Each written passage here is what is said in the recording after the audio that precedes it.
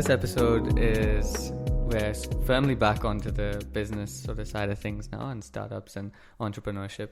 Obviously, last episode I had my movie star slash director friend on the podcast, and we were talking about fun stuff. But now we're back into business and entrepreneurship, and today we have the pleasure to talk to Vaishnavi from Project Hue.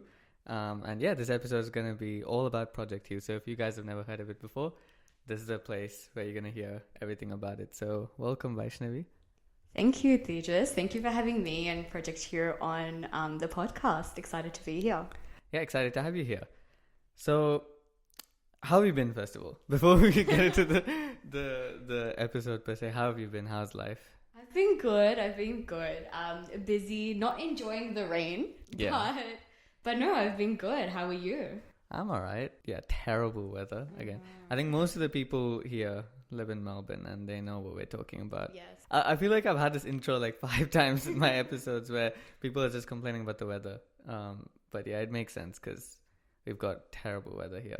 Obviously, I'm still in university. I've mentioned that like a billion times. He's finished with university. Do you want to get into that? So what do you do in university and how was that experience for you? Yeah, sure. So I studied a Bachelor of Science and I majored in Infection and Immunity, and I absolutely loved it. Like, I was a massive nerd for, immunology and how bacteria, viruses, how they work, how our body responds to them. Absolutely love that stuff. I did I don't know if I'd call it an internship, but around 3 months-ish of work with a medical institute, which was genuinely lots of fun, very awesome, and a great opportunity overall. But I didn't really see myself doing that long term. And I kind of just applied to other STEM adjacent careers. One of them happened to be consulting, and I got in, and now I work as a management consultant, and that's been happening for around 1.5 years now. So yeah, that is everyone's dream. It's just straight out of your dream, a good job. It's like what everyone's talking about right now, it's like a smooth transition. Yeah, absolutely. I think I have been very blessed to have that kind of a smooth transition. I'm very, very grateful for it. And it definitely eased the pressure for me in my final semester of university, because I knew that I had a job next year. Like, I knew, even if it was, something that kind of came out of nowhere and something that was definitely not planned, and in a field that I had zero idea about, even walking, even after I got the offer, right? I was asked, okay, so what are you going to do? What is management consulting? And I was like, okay, well, when I get there, I will find out and I'll let you know, because I'm not entirely sure myself. But it definitely eased the pressure in terms of not having to worry about what my future looked like for the next year or so. Yeah, that's definitely the dream for everyone. Just a smooth transition, and I'm glad you had that. We actually met at a DDU event. Yes, we did. So obviously I've had Rajesh from DDU on here, and he is talking about obviously he talked a lot about DDU and what they're about, and he was also really happy that people were meeting through those events, and people have quite similar interests once you actually talk to them. And yeah, it was funny. We had a conversation and it was startup podcast. Yeah. Let's do it. Let's run it. And the conversation originally started because we both had heard a very similar story the night before, and we were like, wait, yeah. were we both in the same place at once? What? Yeah. But yes, no, it was great. Yeah, that was so cool. I was talking about something completely random. I was facilitating a session that day, and I was more focused about, what I was going to say. And then Vaishnavi was like, yeah, I heard this exact same thing. I was just rambling on about something. And then she said, yeah, I heard that exact same thing. And then I was like, oh, okay. We need to, yeah, you were like, we need to talk about this after. Catch up. Yeah, I was like, let's chat. Yeah. No, that was fun. And then I pitched her the idea of this podcast, and it's finally happening. Like, Yes. a couple of months later, which is Two months. let's go. And I when they just first suggested, let's do this, I was quite apprehensive, only because Project Hue was extremely very new. Like, even now, we're still very, very new. We've only been like in existence for about 3 months. Yeah. So still very, very new. And yeah, but no, glad that this is finally happening. Yeah, I'm glad too. So you mentioned Project Hue. Mm-hmm. Obviously, this episode is all Project Hue. How did you come up with Project Hue as an idea? And if you could give us a little bit of a summary of what it is and what it's going to be. Yep. Yeah. No, that sounds good. I might answer your second question first and then answer the first one. So in one sentence, what I would call Project Hue is it's like the elder sibling that will help you navigate everything workplace related, right? It's basically a platform, or we're trying to build a platform that connects people of color, young people of color specifically, with the right people and the right strategies to help them achieve their ideal work life.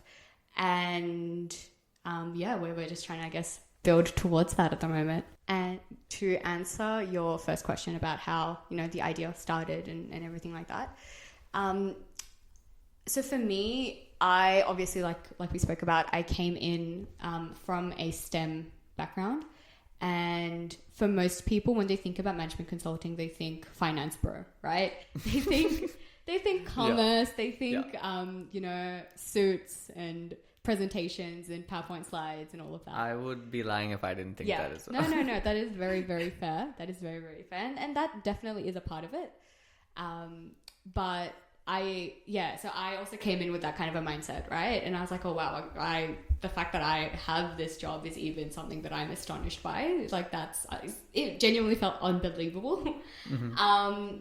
But I think what started to happen was I started to see that there were obviously like intrinsic things that I was trying to navigate. Firstly, being a person of color, being, a woman, being someone who's in their early 20s, right? Like, I was 21 when I started. Trying to navigate all of that while also trying to figure out the workplace, right? It's a lot. And it can be very confusing when all of that is wrapped up in a environment that is challenging, demanding, and fast-paced.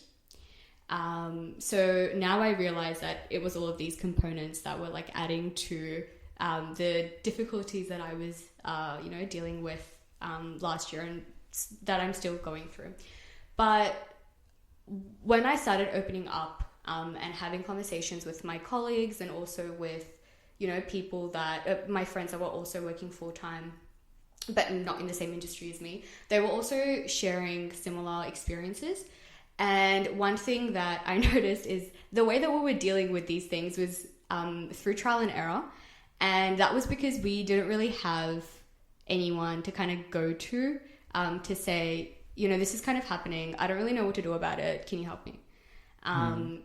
And that's kind of where this idea of Project Hue came about, originally, where I was thinking, this can't be the only way. Like, I can't be the only one. And I realized that I'm not the only one that's experiencing all of this.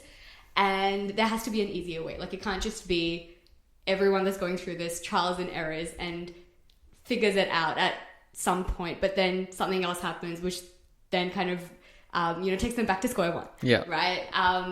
So that was kind of the original idea behind Project Hue. And now it's kind of developed into that. So into a place, where people can connect with the right strategies and with the right, people to act as support and guardrails for their workplace, but also just as like a third place, right? And this is something that I just was talking about as well. But just as a third place for people to connect, and for people to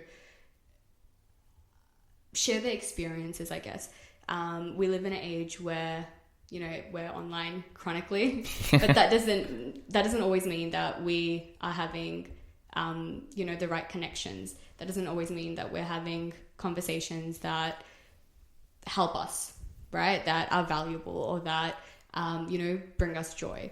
And that's also something that I want Project Hue to be, a space where people can connect with like-minded people that are ambitious, that are driven, that, want to have conversations about, like wealth, want to have conversations about, this is the kind of career I want to go into, but I'm doing this at the moment. Does anyone have experience in kind of doing this?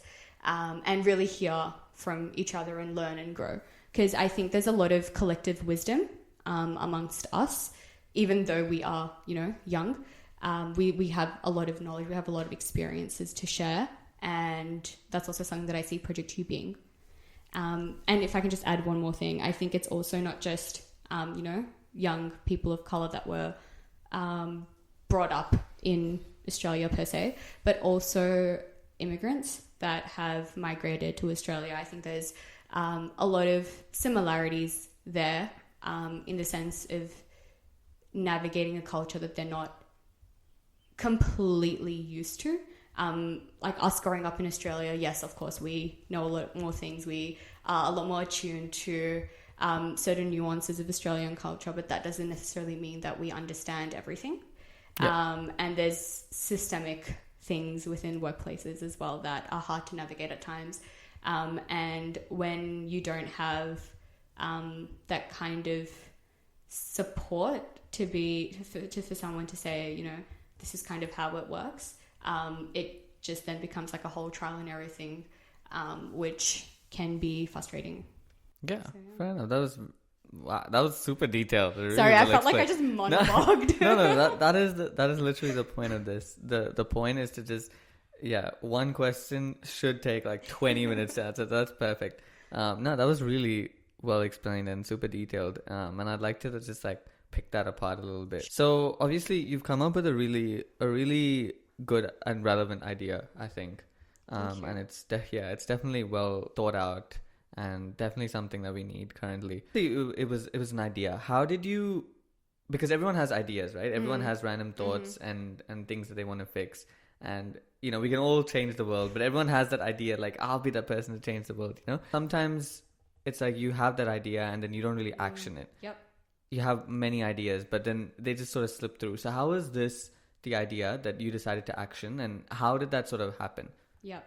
Can I just say one thing? I am that person. When you say, you've got a million ideas and you don't do anything, I am that person. I sit on my ideas. It's not like a knock on it or anything. It's just good. No. I in saying that, what I'm trying to say is that I relate to that person. Yeah. I am that person still, right? Yep. And I think, so what happened with Project Hue is that I was talking to one of my colleagues, and we were just, I don't know why or how, but we started talking about startups randomly. And I was talking about how I'm genuinely interested in the space. And then we shifted to just talking about ideas that we've had. And this is one idea that I talked about. And I said, this is kind of what I'm thinking. And at the time, the idea wasn't something that I had fleshed out a lot. It was just, this is kind of my experience. This is what I'm seeing. I would love for something to exist for the people that come after, right? So for the people that are younger than us to not have to, do things through trial and error, so that they've got some kind of support. And also people that are like our age at the moment, that are already in the workplace, that have already spent like 2 or 3 years there, helping them really get the best out of their career and ensuring that, the foundations that they've established are really strong so that they can, really grow, I guess, right? Yeah. And not, this is probably not the right words that I'm using, but for lack of better words, so that they don't waste time trying to nitpick and try and like fiddle around with like the small stuff. So all that stuff is kind of sorted. So that's kind of what I was trying to, I guess, not pitch at him, but just talk about, right? But pitching would be fun as well. Like, I don't know about you, but I'm that kind of person where I didn't used to be like that, but now I'm that kind of person where any idea just becomes a pitch. I'm like, you disagree with me, please, just so that I can like pretend that we're having an argument, and then I can try and work you over. And if you come over to my side, then I'll just be happy. But yeah, no, sorry, random segue. Go on. No, absolutely. But no, for me, it wasn't really a pitch. It was just like, I have this idea, but like, I did nothing about it. And this is an example of an idea that I've done nothing about. Yep. That's basically, that was the conversation that we had. And then, so the colleague that I'm referring to, Matthew, he was like, okay, let's do something about it then. Let's do something. And for a second, I thought he was joking. And I was like, what do you mean? Like, what do you mean do something? And he's like, no, let's actually try something. And I was like, okay, awesome. And I feel like that was the push that I needed. Because after that, I went home and I was like, okay, how are we going to do this? Like, what does this actually mean? What is this idea? What can this idea lead to? What are the opportunities here? And stuff like that. But yeah, that's kind of how everything started. Nice. So obviously you mentioned that, you talked about your idea to a colleague. I think, correct me if I'm wrong, I feel like it's always really good for someone other than you to hear your idea, just to validate it. Like I've heard because I've done a lot of those entrepreneurship workshops and innovation workshops, and something that they say or they talk about a lot is like customer testing. And obviously in this case it's not like technically a customer, but it's always good to test your idea and see how it would do. Like if you just, because within yourself, when you have an idea, you tend to not think about how it could affect others. But then when you talk to other people and when they're in support of it as well, it's like it's good. It feels like, okay, you can move forward with this because you've heard someone else's opinion on it. They've given you feedback, and then you can action that and then move forward with it. So obviously, you've been working in a small team, like with maybe Matthew, like just Matthew. Yeah. So yeah, small team. And this is a question that I feel like I ask quite a bit, but I think the answer varies per person. So I'd like to ask you as well. When you first spoke to him to where you are now, how has that process been working with him on Project Hue? Yeah. So I think what's really helped for us is that we both are not wedded to our ideas, and we're both, open-minded, and we both have mutual respect and understanding for each other and each other's ideas, and it's been like us knowing that we're both on like the same side, and yeah, just that mutual understanding has really helped for us. Yeah. And like I said, like we are, still very new. So it's only been like 3 months. And within those 3 months, I think, that's what I'd say. Mutual understanding, mutual respect. And knowing each other helps as well. Oh, absolutely. Yeah. So for context, me and Matt, we both started not at the same time. I think he started a month earlier than me. But we started roughly at the same time. That's obviously knowing each other definitely helps. Yeah, and that's like that's really good because the other day I was talking to someone on a podcast, and they were saying that they literally just reached out to people on LinkedIn, and now like the CEO just reached out to some random dude on LinkedIn who just became a co-founder like after that initial conversation. So I think with that, sometimes you just get lucky, you meet that right person like that, but obviously like from the stories I've heard, it doesn't always happen first go. It takes some time to meet the right person and the right people to, grow a startup or anything for that matter. So that's lucky. That's definitely lucky that you got that. Okay, so you mentioned that you and Matt started around the same time at the same company. So how do you juggle between the work that you have to do?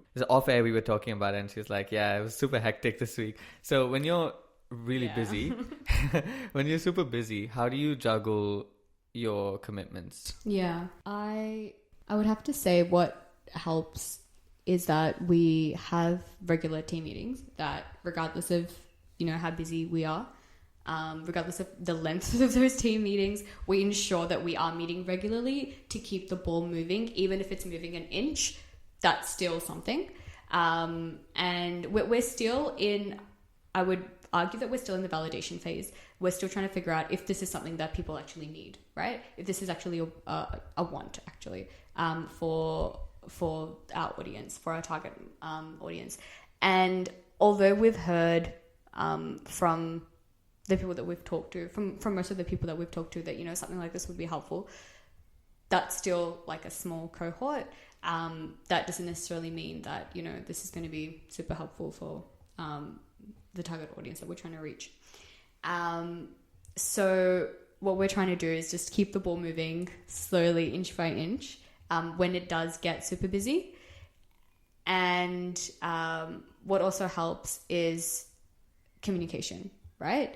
So consistency was, you know, keep the ball moving, what I've just spoken about. The second thing is communication.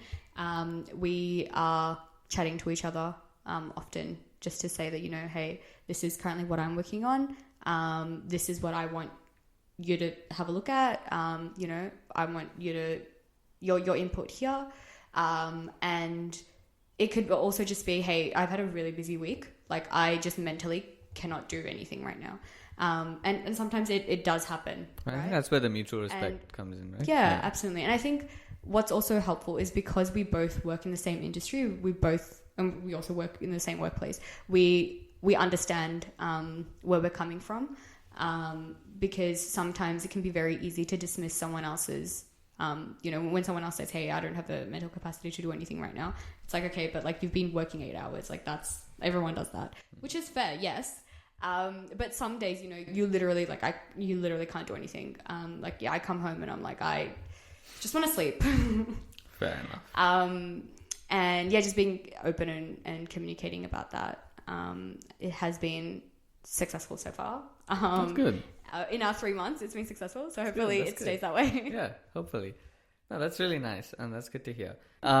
So what is a typical day working on this project look like for you and for Matt? Like, how does that look like? Yeah. So, firstly, it's not really a day, in the sense that we split it out in the midst of our free time after work and on the weekends, right? This sounds like a perfect origin story for something like bigger. I always hear people like, you found time in between our breaks, and now it's like this big thing. You know, just putting it out there. I hope it becomes that. So wherever wood is, let me touch it. But yeah, no. So it is quite literally like that, right? So what we usually do is, let me start from like the beginning of the week, right? So let's say like Monday. So we, from Monday to around Wednesday, Thursday-ish, we're just working on like our own tasks, whatever that might be. So that might look like scripting things out, creating content for the Instagram page, thinking about next steps, you know, just stuff like that. And then we'll meet usually in person or online on the Wednesday or the Thursday, just to talk through progress and then next steps from there. So what are we going to do for the rest of the week until we meet again? And then what we've started doing as well, sometimes we meet on the Sunday night, just to, again, go over what we've been doing, where we need each other's input, whether there's something that we need to brainstorm, things like that. And then again, that cycle keeps repeating, right? So it's been maybe like the last 2-ish weeks, it's been like that, where we've had bi-weekly meetings or bi-weekly check-ins, I would say, for around an hour-ish. But before then, it was, we'd meet up every Thursday or Wednesday. And then we'd just have like working sessions where we'd just like work through things. And sometimes they would be like in the office, where we'd be like, after a days of work, we'd stay back and we'd book a room, we'd stay back, and then we'd, you know, just whiteboard things out and plan things out. But yeah, that's kind of what a week of Project Hue looks like. Yeah, that's really cool. And I don't know if this is the same for you, but like you feel somewhat satisfied when you look back after, say, 2-3 hours of work, and you just see the results of all your work just on whiteboards and like on paper. Like it feels, even though it's just all ideas and stuff, and maybe something tangible hasn't been created, it's still cool to just see a lot of work in front of you, you know, that you've completed. Absolutely. And feels like you have the strength to go on to the next step. Absolutely. Yes, I completely agree with that. That's good. And I'm happy that you guys are putting in the effort. It looks like really promising at the moment. Thank you. Really appreciate that. Another question, and this is coming from my interest in marketing and like content stuff. Obviously, this podcast is content, so apparently I do like creating content. How do you come up with content that you've been creating? Because obviously, shout out Project Hue's Instagram account. Which I'm sure Tejas will be kind enough to link 100%, somewhere. 100%. Remind me at the end of the episode. I will say it again. There's obviously some reels on there and like some content on there. I think these days it's very important to grab people's attention with content, especially on social media, considering people have attention span of like 2 seconds max. Even then you need to entice them with like a game playing on the side or something. But how do you come up with content to put on your page? So that's been a task in and of itself, to be very honest. So just to give you some background, like you guys have obviously heard about my background, and it's not marketing related in any shape, way or form, and neither is Matt's. So coming into this, it was a massive, I think there's two elements to it, right? Firstly, there's the actual doing the marketing, right? So actually creating the content, which is what your question leads to. But there's also something that I wanted to talk about, which is the internal side of things. So it takes a lot just to like put yourself out there, like on like your face on a page. Even if 2 people see it, that's still so daunting. And I think there was a massive process of me and Matthew just like telling each other to get over each other. Like, you know what I mean? Like just to get over, like just me as well. Just like for me to get over my own like fear of being seen and fear of judgment. I think that took a while, and it's still there, right? Just because my face is on a page doesn't mean that it's gone. Like it is so still there. Every single time like I post something, I'm like, shit. Like, right? It's still very much there. And I think it's just, for me, it's just been, okay, it exists, but you just need to do it anyway, right? If you want this to go anywhere. So that's kind of the internal thing that I want to touch on before I actually answer your question, which is the content side of things. So how we come up with the content. So what we've called it is reels that are funny and everything else, and then brand marketing things, right? So we've got, so on the page, if you open up the page, you'll see that we've got some reels that are funny, relatable, right? And then we've got some what we call like everything else kind of content, which is basically, well, at the moment it's just been me talking to a screen, talking to my phone. But the way we've come up with that is me just kind of like scripting out lessons that I've learned and things that I've picked up, and things that I've been told and things that I found personally really helpful. So my kind of logic behind those videos is, if I've found it helpful in some shape, way or form, I'm sure there's there's one person out there that will, you know, see this and be like, okay, this is actually helpful. Let me utilize that. Let me use this. And that's basically what I want those videos to be. In terms of how I shoot it, it's kind of just like me pretending like I'm talking to, like I'm FaceTiming my best friend and I'm talking to them. And that's kind of how we shoot those. Nice. Good advice for me as well, because I'm thinking of different kind of content that I can post. Maybe shorter form stuff. I think with podcasts, right, like the obvious thing is reels. But then it's kind of tough to go into that because you got to have like a camera to shoot like the 15-second clips. And for some of the episodes, I've been lucky enough that someone from the team of like the person I'm interviewing comes in and Yeah. records, and super grateful to them because they just give me free content. But apart from that, you need to have like video cams, and yeah, I'm broke, guys. I don't know if I can afford that kind of stuff. Like for what we use is I use my like iPhone. What is this? This is old as hell. iPhone XR. Oh, mine's I think. XR as well. This is old, guys. So this is not like we're like XR premium buddies. content like creation tools or anything. This is literally I have a phone. I'm going to create funny videos, not funny videos, but I'm going to create videos. Yeah, no, that's cool. Ground up. Yeah. The only thing that doesn't help is that my front camera is like shattered, which is Dude, that's whoa. why shit like this, dude. Yo, okay. I don't know. Like, did someone just come in and break both of our phones? That's just sad. But no, that's This cool. is just a sign that we need new phones, Steve. Let's go shopping Time after to this. save up. We need a. What's the new phone? iPhone 16, 17? I have no idea. But I want that one. Okay. Because when I got the XR, it was like the new thing, right? Everyone was like, "Oh, you got an XR? Wow!" Yeah. And now we're just outdated dinosaurs. That's okay. No, that's cool. Is there anything? Obviously, you said you're in the ideation phase currently.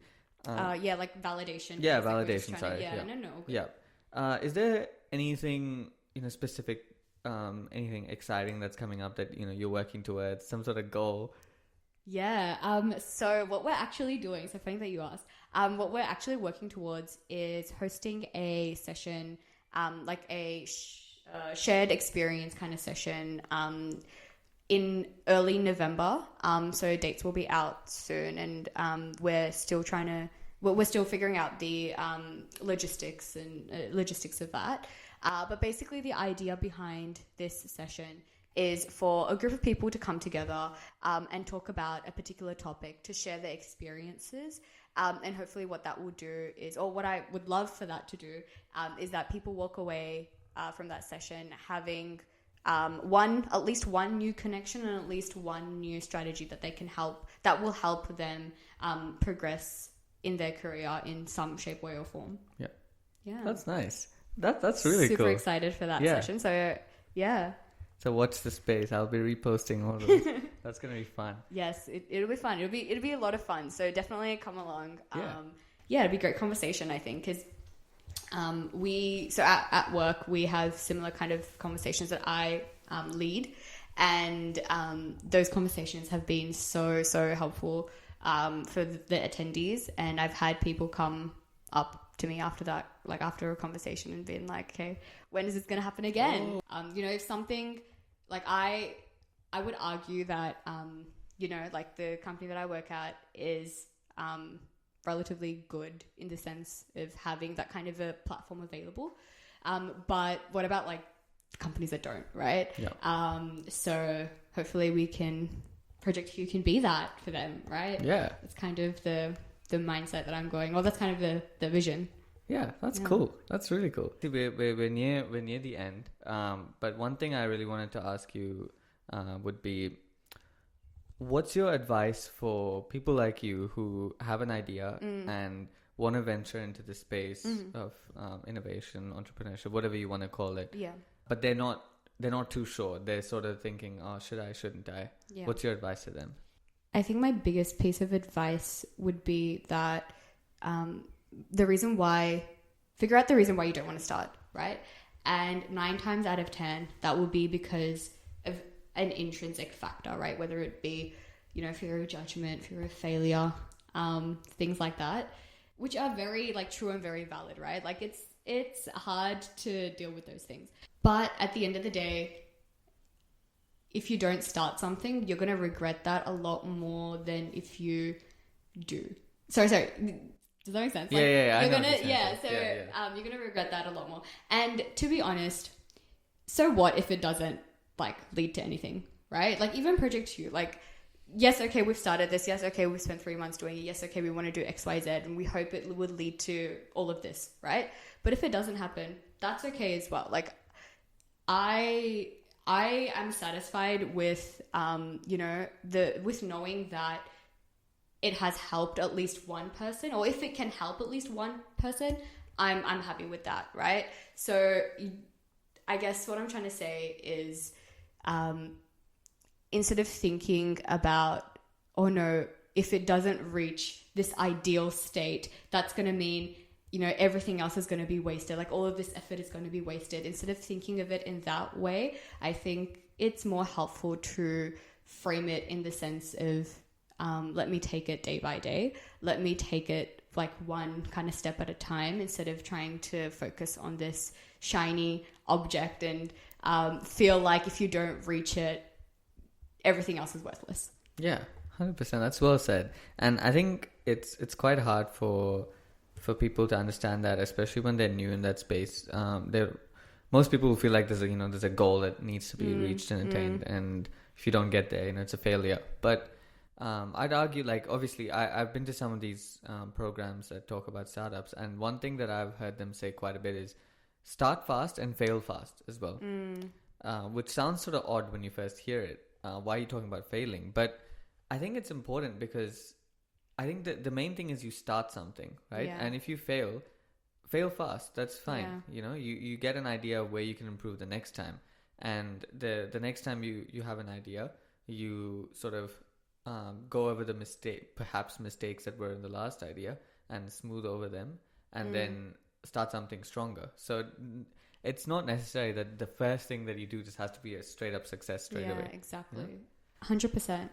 And I think as well that there's an element of enjoying the process. Yeah, of course. And I think we live in a world where instant gratification is everywhere, right? Everyone's chasing the dopamine. Yeah.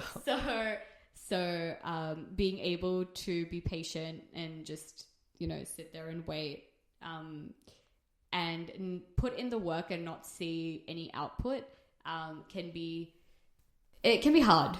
And I think once you kind of digest the fact that that is reality and it's not going to lead to anything straight away, it kind of just helps you kind of push things along and maintain that or try to maintain that consistency, right? Because God knows Project Hue is not consistent, but we are trying, and I think that's important as well. Definitely. And you can't make good content if you don't enjoy making it, right? Oh, absolutely. Like, you've got to fully believe in what you're making, and I think you do. And that's what I've gotten from this conversation, which is really fun to have you, by the way. It's been such a nice chat. And yeah, please follow Project Hue on Instagram and LinkedIn. Instagram mainly? Right? Yes, we are on LinkedIn, but at the moment it's just a page. But yeah, no, 100% follow what. I think I was the first follower on LinkedIn. Oh, really? Oh, yes, awesome. Thank you, Tejas. I stalked you guys on LinkedIn just to see if you existed, and it was there. We exist, but there's nothing on the LinkedIn at the moment. Yeah. It's more so TikTok and Instagram at the moment. Yeah, please check out the TikTok and Instagram. There's some very funny reels on there, and Vaishnavi's face is also on there. Yes. Talking about... Yes, my face is talking. So go check that out too. We're not increasing her anxiety or anything like that. But no, it was really, really, really fun to have you on today and to learn a little bit more about Project Hue. It was great to be here. Thank you for having me, and thank you for having Project Hue and listening to me and bearing with my voice. So thank you. No problem. I'm obviously going to have a lot of fun editing this. But no, thanks guys for tuning in, and we will see everyone in the next episode. Thank you, everyone.